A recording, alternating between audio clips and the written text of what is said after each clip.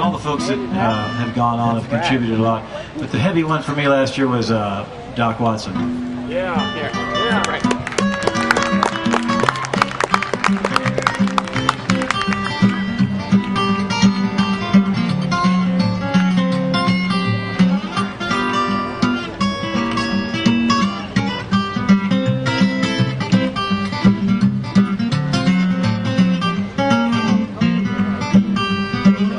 Doc was not only a brilliant guitarist and a fine singer, he was also sort of an incredible entertainer. With a real offhanded way, he would make a giant festival audience seem like just a few people on his home porch somewhere. Felt like he was just singing just to you. He had that folksy style. I remember meeting him backstage one time. "How you doing, sir?" I said. He said, "Who's that?" I said, "Tim O'Brien." He said, "Nobody calls me sir around here. This is my festival. I'm just Doc." And when they made the statue for him in Boone, North Carolina, near where he's from, they put a plaque on it. It said, "The great Doc Watson." He said, "What?" He said, "Why did they put that on?" I said, "Well, what should we put on it?" He said, "Just put Doc Watson, one of the people." But we all know he was more than just that. Let it rain, let it pour, let it rain a whole lot more, 'cause I got them deep river blues. Let that rain drive right on, let those waves leave alone, 'cause I got them deep river blues. My old gal's a good old pal, she works like a waterfowl when I got them deep river blues. Well, there ain't no one to cry for me, the fish all go out on the spree when I got them deep river blues.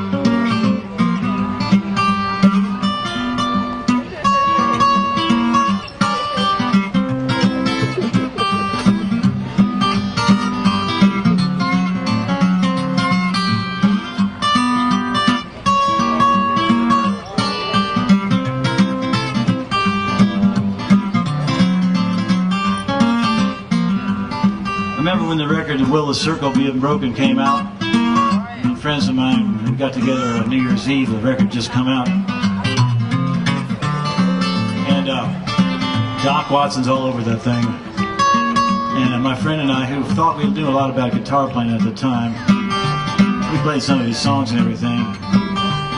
We agreed that he had to play guitar at least 20 years to get the tone that Doc got out of the guitar. Well, I'm here to tell you, about 40-some years later, it takes a lot more than 20 years. You just got to have it like he did.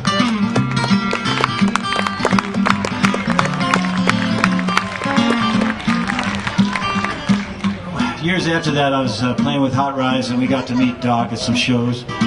Actually got to jam with him once or twice. He actually sat in with Red Knuckles and the Trailblazers, if you can believe it. We got him a red satin cowboy shirt with white fringe on it, and some sunglasses, which I've never seen Doc wear sunglasses before. He got out there and he was just grinning from ear to ear. He knew that it was a funny show. He said, "What's everybody laughing about?" And he goes, "I know what it is. It's these glasses."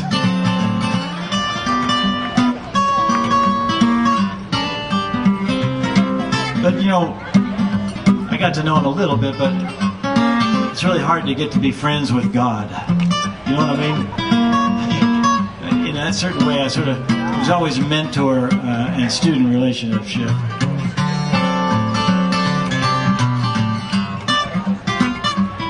Even though he was just very friendly and unassuming, he was just always that to me. Get down my old boat, I set sail, let she float, 'cause I got them deep river blues. I'm going down to Muscle Shoal, the time be better there I'm told, 'cause I got them deep river blues. time about a year and a half ago, I was driving up and down the highways, and I've been up and down past the turn on I-81, where you might go to see Doc Watson over in Deep Gap, North Carolina, if you had the notion. But, you know, I sort of didn't want to bother the man. I knew he had a lot of people tugging at him. But last February, I was going up there, and I thought, you know, I'm playing in Boone. I was going to play in Boone, which is just about 30 miles from where he lived. I thought, you know, this is the time. If I'm going to look up Doc, I should do it. And there was a snowstorm came in. I played the show on Saturday night. There was a snowstorm came in the next morning, and common sense would have said, get the heck home to Nashville and beat this storm. Get off the mountain. But instead, I called up Doc with the hopes that I might get to see him. I called up the number. It took a lot of gumption. I got the number from my friend Brian, and I got the nerve up to call him. I said, "Hello, Doc. How you doing? It's Tim O'Brien. How you been?" He said, "What's your name?" I said, "Tim O'Brien." He said, "I don't know you." I said, "That's okay. You don't have to know me. I just want to thank you for doing all you've done all these years."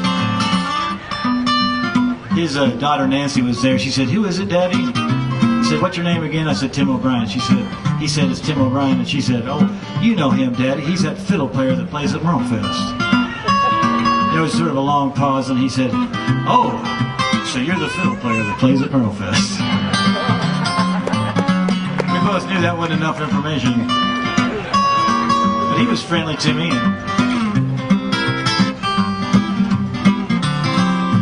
And we talked for a while. He told me about getting saved, and he told me about how his wife Rosalie, the love of his life, had been in the hospital for the last 3 or 4 months, and well, almost a year really, and that she couldn't even talk right now, and he's hoping she'd get better so they could have a few more good years together. Anyway, one thing led to another, and I was invited up to the house. Well, big snowflakes were coming down as I headed up onto the Blue Ridge there.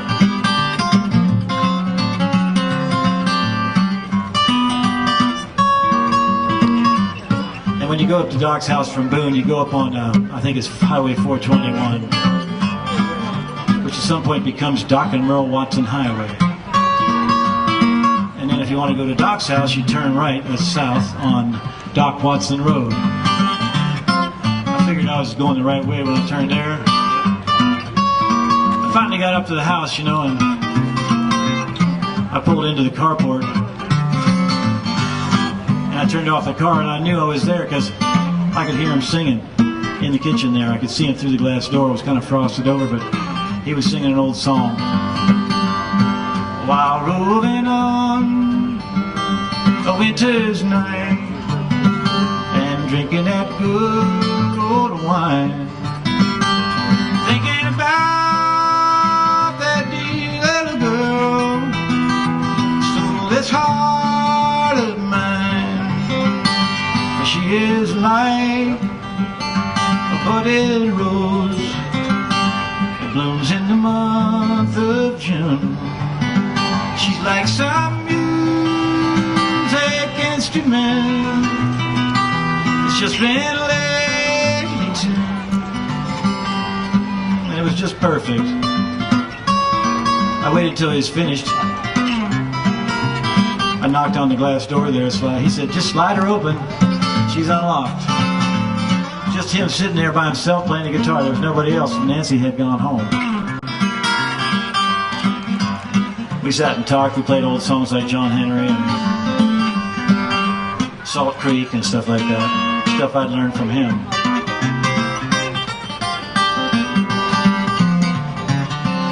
He started remembering. He remembered about Hot Rise, and he said there was some other group he used to play with besides Hot. No, he remembered my sister Molly. That's right. He remembered Molly. He said there was some other group that he used to play with. I said, "Yeah, Hot Rise." He said, "Oh yeah, Hot Rise. I remember them."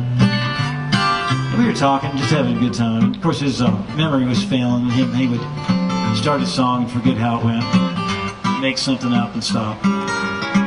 He showed me a few licks on the guitar, though, I'll tell you. He started talking about this one guitar. He said, "Have you seen this Dana Bourgeois guitar that I have?" I said, I'm not sure, Doc. He said, it's a dreadnought guitar with a cutaway. I said, I think I have seen you play that. He said, it's a good old guitar. He said, it was a good guitar. He said, I had it out at a party one time, about a year ago. Somebody put that guitar, while I was up and doing something else, somebody put that guitar where it shouldn't have been. He said, I walked right through it, stepped right in it, broke the top clean in. He said, I was sick about it. He said, you know, the truth is, the maker said, bring it back. He said, send it back to me, I'll see what I can do. And he said, I got it back, and he said, I think it's better than it ever was. He kept talking about that. We'd sing a song or something. He said, that's a good old guitar. You should see that. Finally, he said, I'm gonna get that guitar. I want to show it to you. So he gets up out of his chair, and he'd been sitting there for about 2 hours by that point.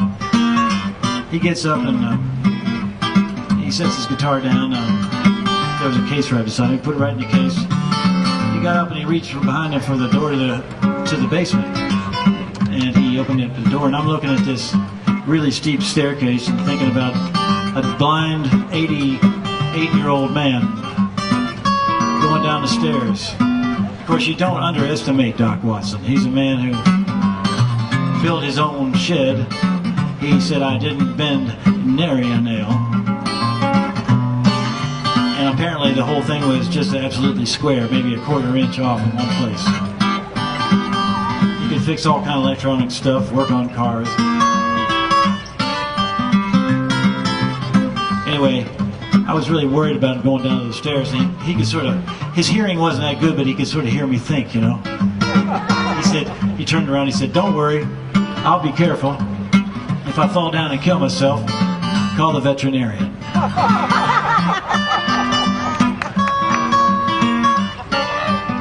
He shut the door, and he was down there for about 20 minutes, you know, and there wasn't any crashing around or anything, but I was kind of worried about him.